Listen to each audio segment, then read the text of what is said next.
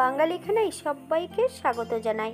আজকে আমি কুমড়ো আলু পটলের তরকারি রান্না করব সম্পূর্ণ অনুষ্ঠান বাড়ির মতো, স্পেশাল মশলা এবং সম্পূর্ণ নিরামিষ।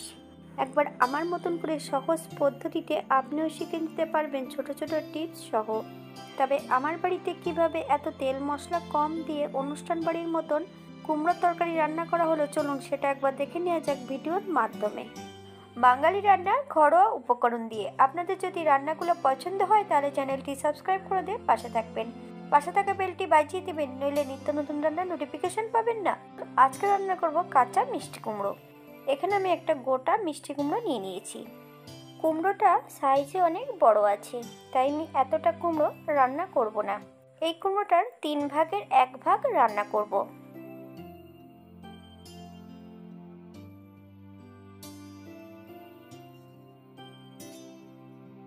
কুমড়োটাকে আমি মাঝ বরাবর কেটে নিয়েছি। কুমড়োর সম্পূর্ণ খোসা পরিষ্কার করিনি, হালকা করে খোসাটা রেখে দিয়েছি। বেশ কিছুটা পটল আর মিডিয়াম সাইজের একটা আলু একই সঙ্গে কেটে নেব। এই পর্যায়ে সম্পূর্ণ সবজিটা কেটে নেওয়ার পর পরিষ্কার করে ধুয়ে রেখেছি। আপনারা কুমড়োর সম্পূর্ণ খোসা পরিষ্কার করে নিতে পারেন। আর কুমড়ো এবং আলু পটলের সাইজগুলো আমি একই রকম রেখেছি। আপনারা আপনাদের পছন্দ মতন সবজিগুলো কেটে নিতে পারেন।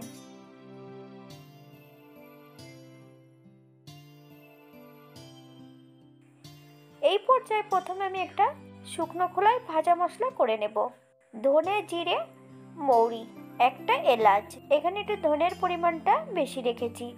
মশলাটা ঠান্ডা করে নেবার পর 80% মতন গুঁড়ো তৈরি করে নিতে হবে।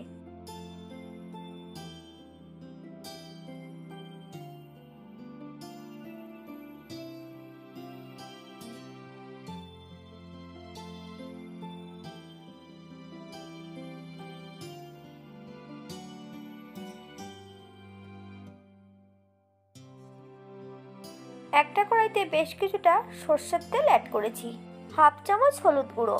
এই পর্যায়ে আমি সম্পূর্ণ পটলগুলো অ্যাড করে দেব। প্রথমে বেশ পটলগুলোকে ভালো করে ভেজে নিতে হবে, তবে আপনারা আপনাদের পছন্দ মতন পটলগুলো ভেজে নিতে পারেন। আমি পটল ভাজার সময় কিন্তু কোনো লবণ অ্যাড করব না।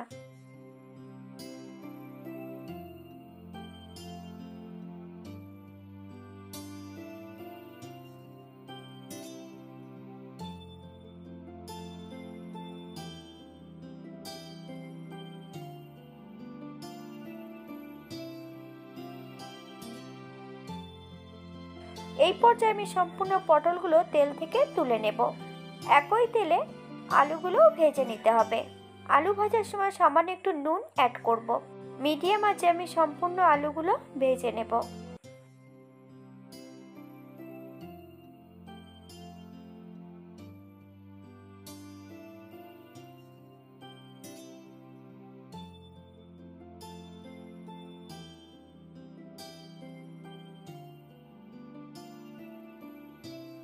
আলু ভাজার মাঝপথে আমি সম্পূর্ণ কুমড়োগুলো অ্যাড করে দেব। আলু কুমড়ো বেশ ভালো করে ভেজে নিতে হবে।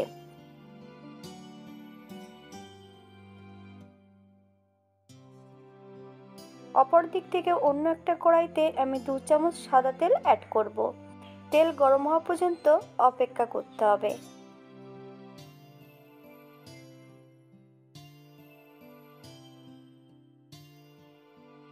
এই পর্যায়ে সবজিগুলো আর একটু ভেজে নিতে হবে।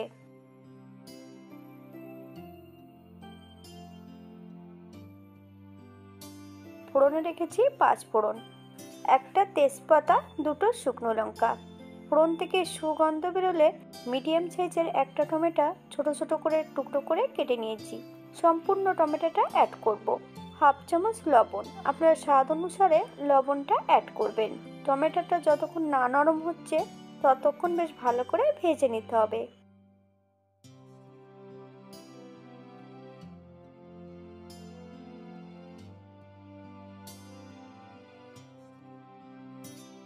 এই পর্যায়ে অ্যাড করব 1 চামচ জিরে আর ধনে বাটা।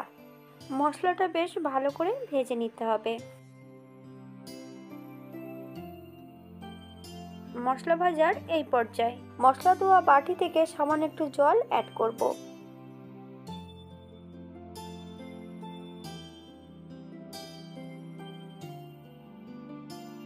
হাফ চামচ হলুদ গুঁড়ো। মশলাটা বেশ ভালো করে কষিয়ে নিতে হবে।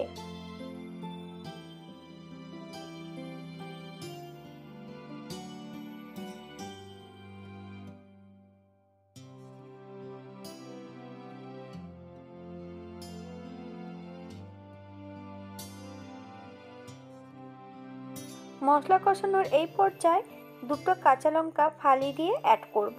বেশ কিছুটা আদা এখানে গ্রেট করে নিয়েছি, সম্পূর্ণ আদাটা অ্যাড করব। আপনারা আদা বাটাও অ্যাড করতে পারেন। এই পর্যায়ে আমি সম্পূর্ণ সবজিগুলো অ্যাড করব।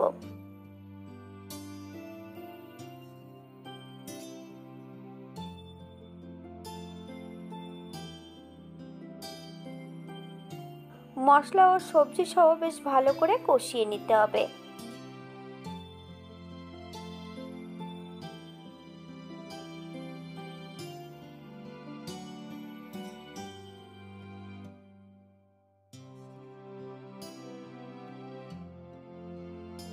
এই পর্যায়ে অ্যাড করব সামান্য একটু লবণ। আপনার স্বাদ অনুসারে লবণটা অ্যাড করবেন। আপনারা একবার স্ক্রিনের দিকে ফলো করবেন।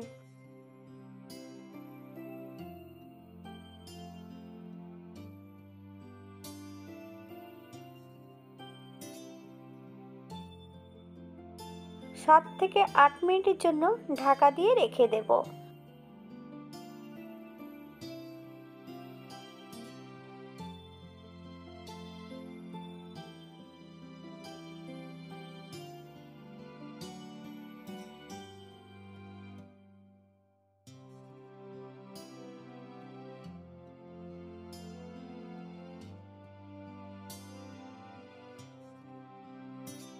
সবজি কষানোর এই পর্যায়ে আমি হাফ কাপ গরম জল অ্যাড করব।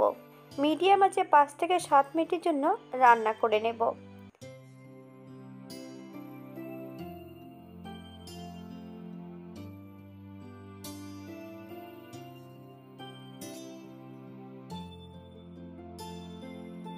সাত মিনিট পর এই পর্যায়ে একবার চেক করে নিতে হবে যে সবজিগুলো সেদ্ধ হয়েছে কিনা। 1 চামচ চিনি অ্যাড করব। আপনারা যদি পছন্দ করেন তাহলে পরিমাণে বাড়িয়ে দিতে পারেন। চিনি অ্যাড করার পর আরও 5 থেকে 7 মিনিট রান্না করে নিতে হবে, যাতে চিনির কাঁচা গন্ধটা না থাকে।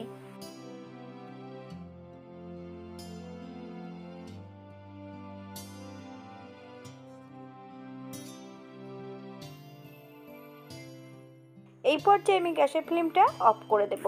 ভেজে রাখা গুঁড়ো মশলাটা এই পর্যায়ে আমি অ্যাড করে দেব। 5 মিনিটের জন্য স্ট্যান্ডিং টাইম দিতে হবে, তারপর সার্ভ করব।